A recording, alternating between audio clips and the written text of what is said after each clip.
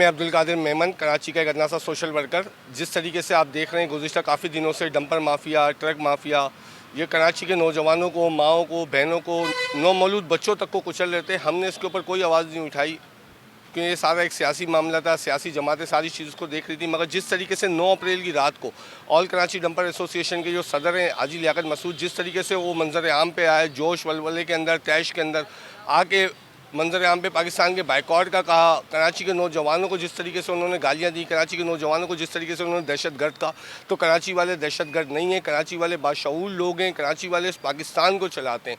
जिस तरीके से लियाकत मसूद साहब ने कहा, हम इसकी शदीद अल्फाज में मजम्मत करते हैं और इन सारे मामला सारी चीज़ों को लेके हमने मुतालिका थानों में, शहर के दीगर थानों के अंदर भी दरख्वास्त अरसाल की हैं और इसकी सारी चीज़ों को देखते हुए इंशाअल्लाह ताला बरोज़ पीर 13 अप्रैल को, 14 अप्रैल को इंशाअल्लाह ताला हम सिंध हाई कोर्ट भी जा रहे हैं। इस सारे मामले को लेके पिटीशन दायर कर रहे हैं और इस शख्स के खिलाफ सख्त से सख्त कानूनी कार्रवाई अमल में लाएंगे। उसकी वजह ये पाकिस्तान है तो हम सब हैं, पाकिस्तान है तो ये मुल्क है, कराची है तो ये दुनिया चल रही है।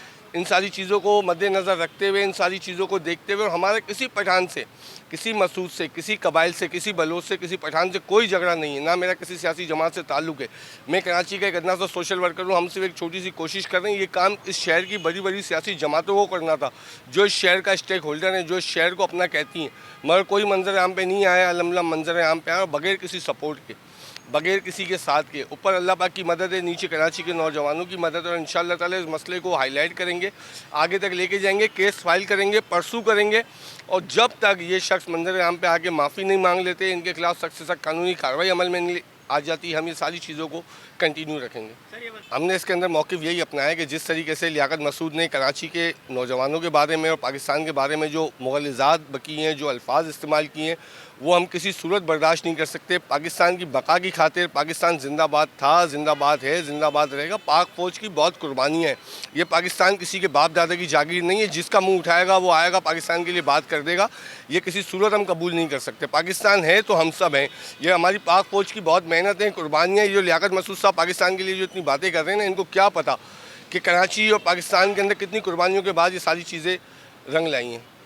देखिए मेरे प्यारे भाई, आपका सबसे पहले मैं शुक्रिया अदा करूंगा। और ये सारी सियासी बातें, ये सियासी लोग हैं। मैं आपको शुरू दिन से एक बात कह रहा हूँ, ये काम मेरा नहीं है।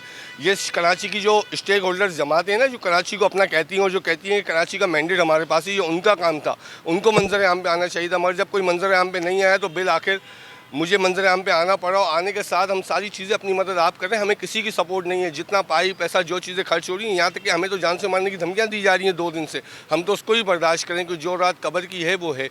मगर हम अपने जो अल्फाज, जो बात है, उसके ऊपर खड़े हुए हैं। लियाकत मसूद साहब के खिलाफ जब तक कानूनी कार्रवाई अमल में नहीं आई जाएगी, हम खामोशी से नहीं बैठेंगे। मेरे प्यारे भाई, ये सारा काम जो है ना सोची समझी साजिश के तहत किया जा रहा है। आज से पहले क्यों कराची के अंदर इतने सारे हादसा वाक़यात रोनुमा नहीं होते? 300 से ज़्यादा लोग, माएँ बहनें, बच्चे इस शहर के अब तक कब्र के अंदर जा चुके हैं। तो कहने का मकसद ये है, अगर ये पैसे देके ख़रीदना चाह रहे हैं, कराची के नौजवानों की जाने को इतनी सस्ती नहीं है।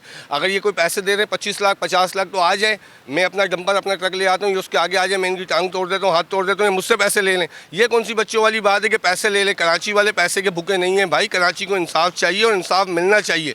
ये डंपर माफिया की जो गर्दी है, दहशत गर्दी ये लोग जो कर रहे हैं, ये किसी सूरत हम बर्दाश्त नहीं करेंगे।